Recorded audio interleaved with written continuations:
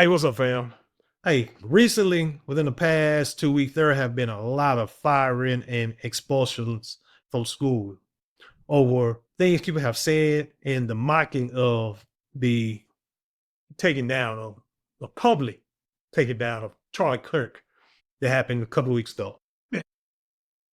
One brother in particular I want to talk about, he got expelled from Texas State in University, but then came back and tried to apologize. So let's get into this because, as always, I want to hit it on a deeper note that it's never about what others do, but it's about what you do and what you should do. But anyway, don't forget to like, share, comment, and subscribe. When you do subscribe, hit the notification bell so you can comment on the video and you will be the first to know about it.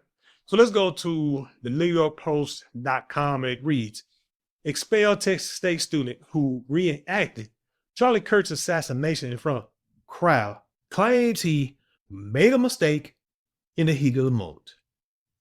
All right. The Texas State University student who was expelled when he was caught mocking Charlie Kirk's assassination in front of a horrified crowd claimed he made a mistake in the heat of the moment. Devion Canty Jr. pleaded for help with his education costs on GoFundMe Thursday, just days after he violently spewed profanity in a group of mourners outside the school's Turning Point USA chapter. Now, you know, Turning Point is like an organization that Charlie Kirk, I don't know if he founded. I think he founded, but he created a lot of chapters around the country. And just remember, Charlie Kirk had millions that followed him. Just remember this, including President of the United States. Oh, recently I faced a situation where I had to choose between immediate expulsion or withdrawal from a university, Candy G said on the crowdfunding page. I made the decision to withdraw, not because I wanted to leave, but for my own safety and the well-being of the campus community. Candy claimed he was being targeted as an out-of-control, disrespectful young black man, and that he was just a passionate student who made a mistake in the heat of the moment, he wrote in his self-run fundraiser. I have a good idea or suspicion that this boy's parents probably made him get online and do this. Shout out to the parents. Spit on, called racial slurs and witnessing women being cursed out and pushed around. I spoke up, while I recognized my actions weren't perfect, I did not harm anyone, he wrote. Now, a lot of you will say, well, if he was coming to the defense of black people, black women, by knowing, he was speaking up for them, more power to him. I give him that because, hey, you gotta stand up for something. That's my thing. If you're gonna be about that, you're gonna do it, then you need to stand on it. Don't back down to second, third. I understand he's trying to explain, but hey, the problem is if Charlie Kirk and this organization, this chapter that he started, the organization they started, one of the chapters of school, if they're around and they're doing things to you that you feel is inappropriate, again, you stand up for yourself, you stand up for your people, but always remember, this is their house. Because people that look like them run this country. So, and maybe people who feel like them may run certain things, may control certain things. You could say that not all of any race, color, creed are evil, or not all are good, or whatever the case may be. But they are, it doesn't matter if it's the all, it's the part that controls it. You have thousands of students and faculty at a campus, but only a handful run. It's just like in any school, any business, anywhere. Football team, whatever you name. You got all these people that work under maybe a handful of people. And those handful of people make a decision. Just like politics. You got millions of people in the United States of America, but only a few hundred, maybe a few thousand, run the country, make the rules. Only really like a handful of them run the whole entire country. You gotta remember that. So you gotta be prepared for the consequences. And I mean, as a man, you stand on what you do and you face the consequences head on. So like I say, you stand on that. But if you don't think you can deal with the consequences, you just walk off. You just walk off, do like Ricky did and Boys and Hood, just get out the car and go on. Forget about it. This ain't your fight.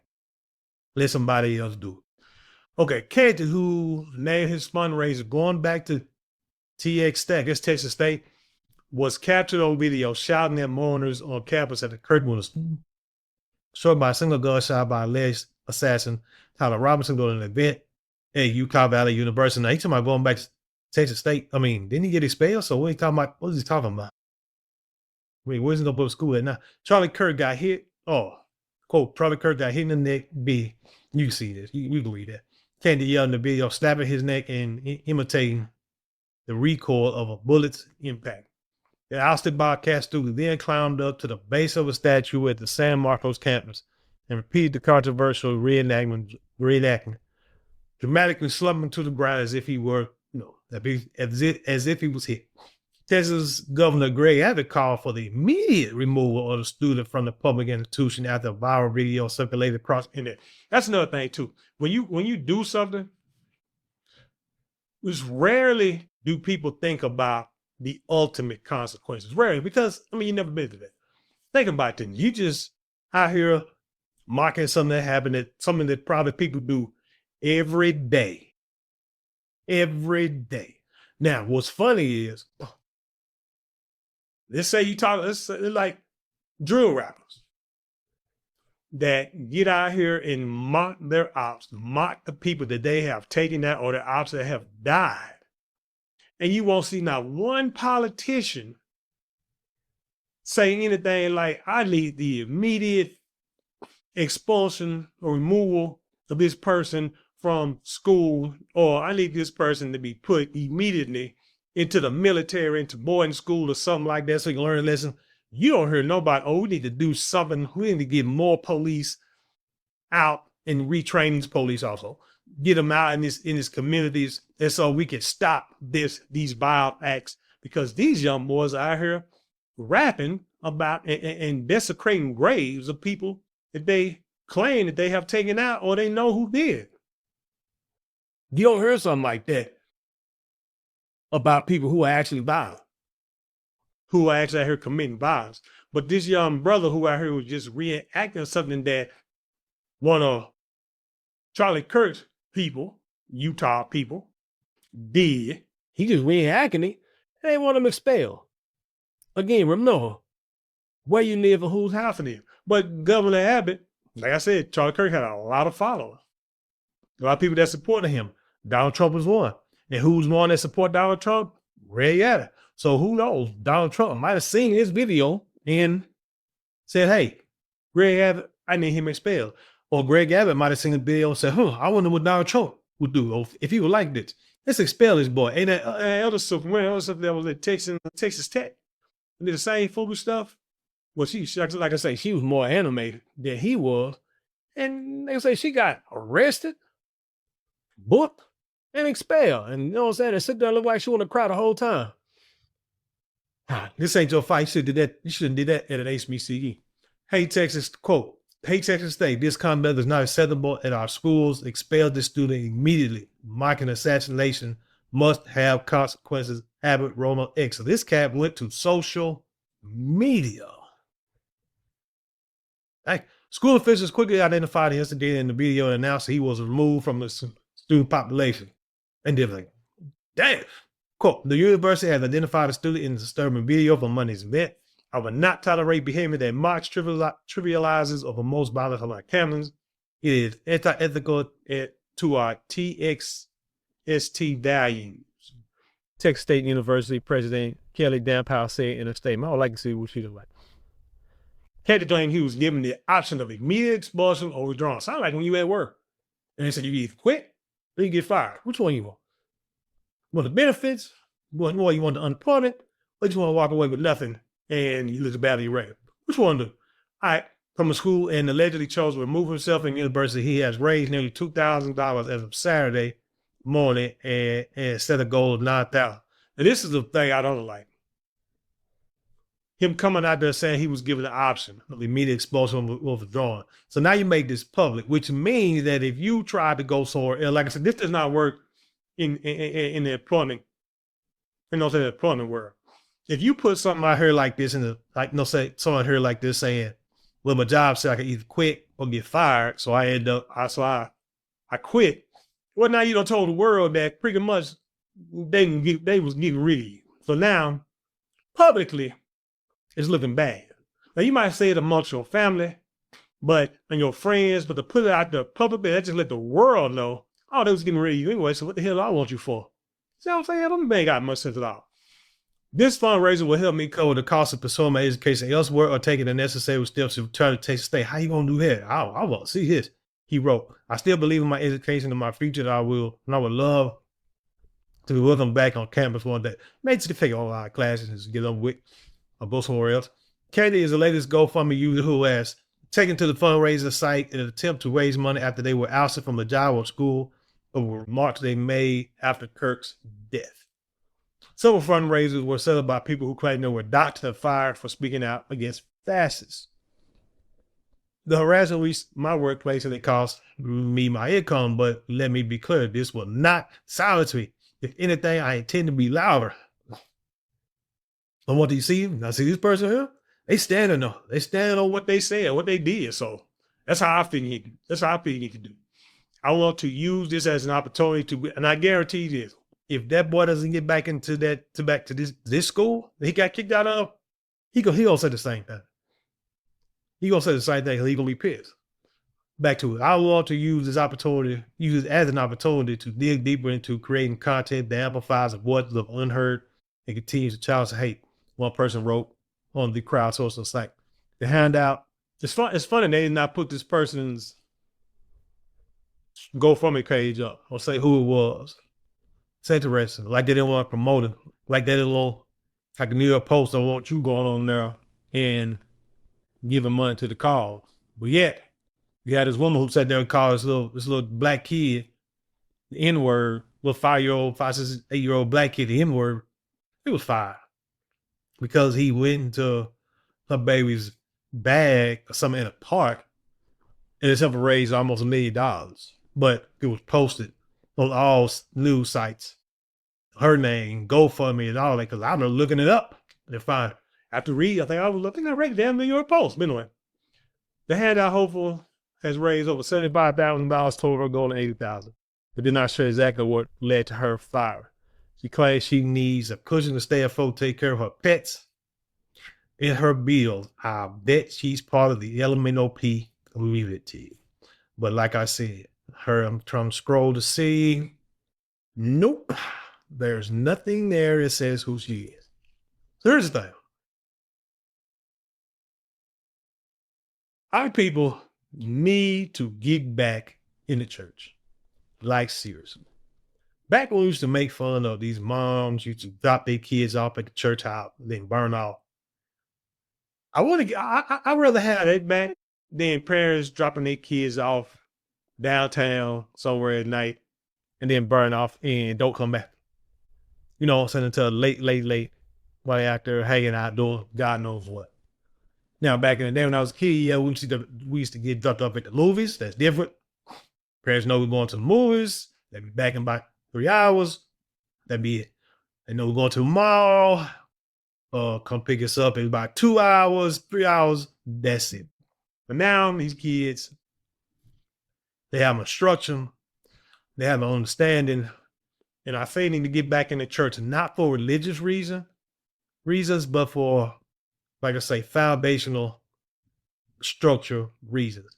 And I say it like this, because we are not supposed to celebrate.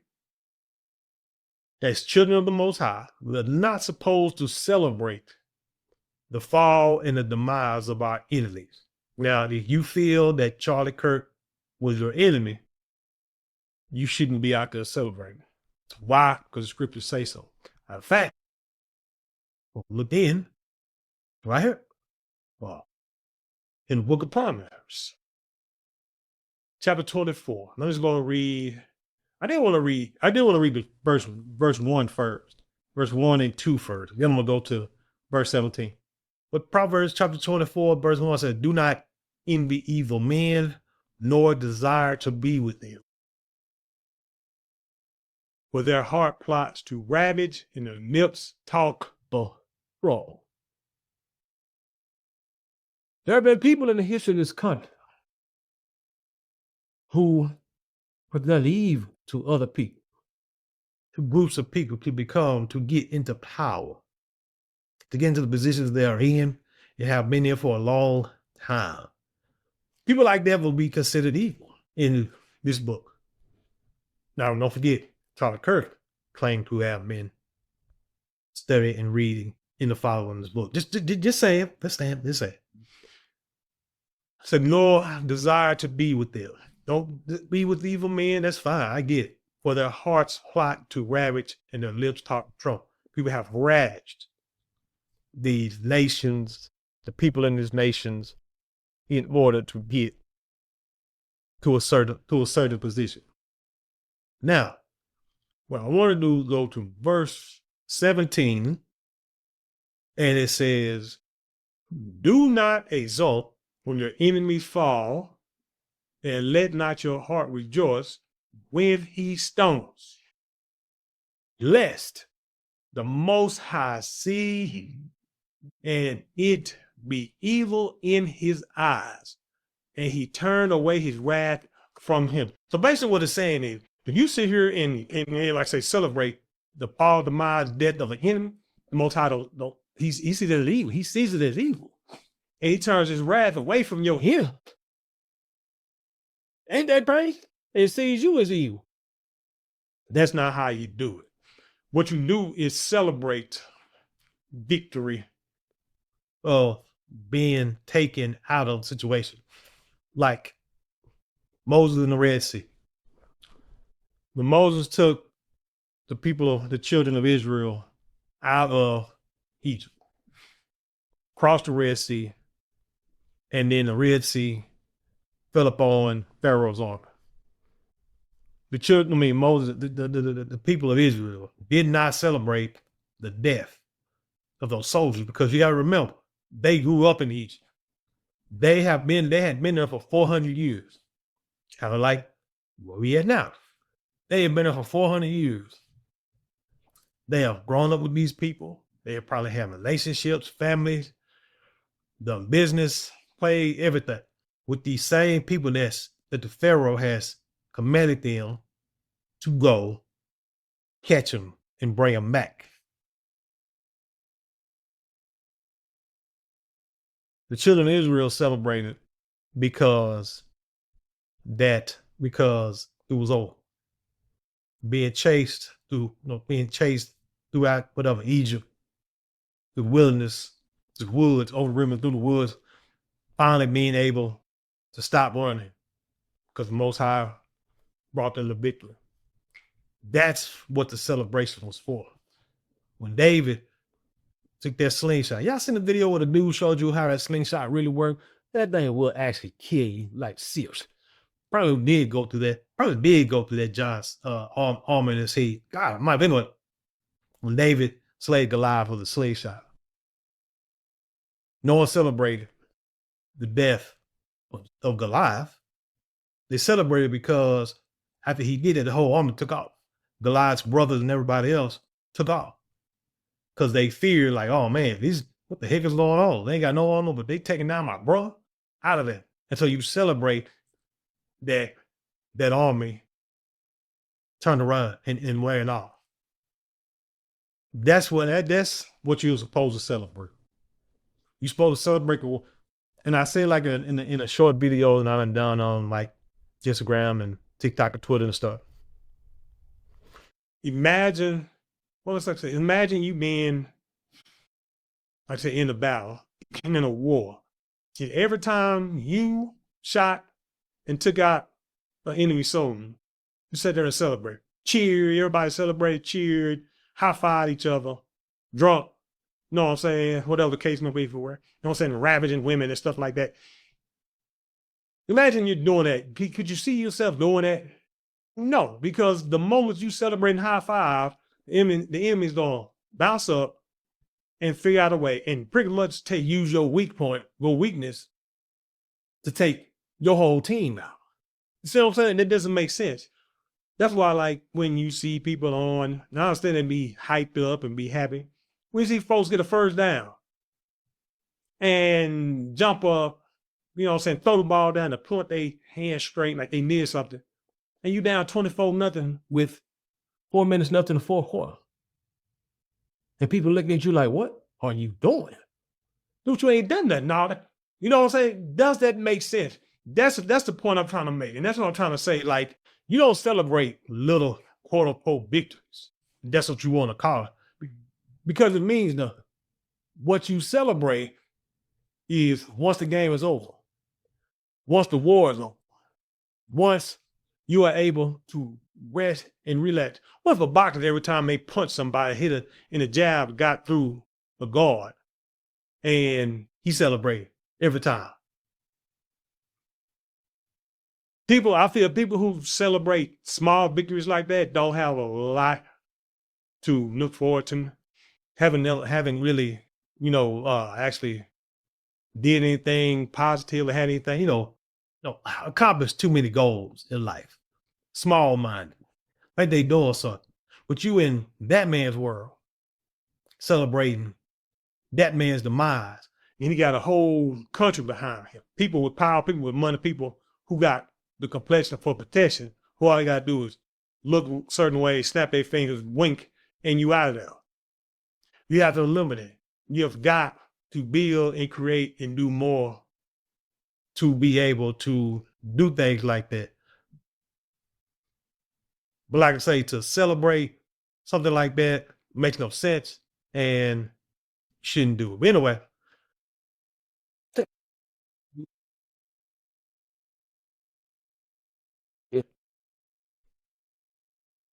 what things caught you maybe a couple minutes of the day, but it means the world to us here at this channel. And with that being said, I leave you in peace, and I'll see you on the other side.